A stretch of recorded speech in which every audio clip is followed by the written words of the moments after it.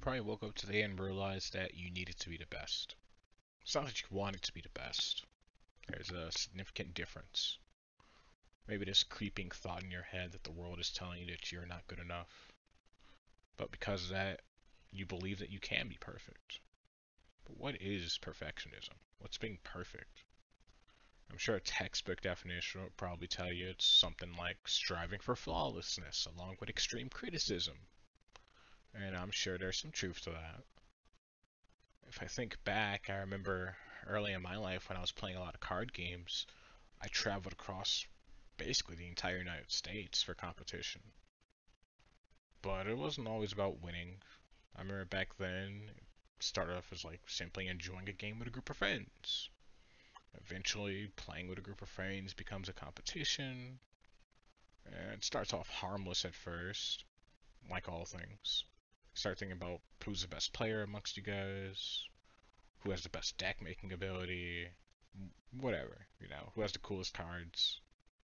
And sure, in your head, you start thinking like, yeah, I can beat my group of friends. There's a whole world out there, people playing. Can I beat them too? And eventually you realize that it stopped being fun. You stop sleeping. You start obsessing. Winning a tournament's no longer the goal. You might win one here, two here, three here.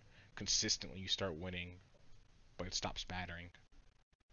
You start thinking about every single play you made, every mistake you made, even the slightest one. You start believing there's like ways to manipulate luck in your favor, even if it's by like 0.01% or some other arbitrary number. You'll take it. And that's when it becomes dangerous. You gotta sacrifice the world for a crumb of success. And even then, that's not enough. You start to look in a mirror and you realize that what you wanted wasn't success. That's not what you wanted. You wanted happiness.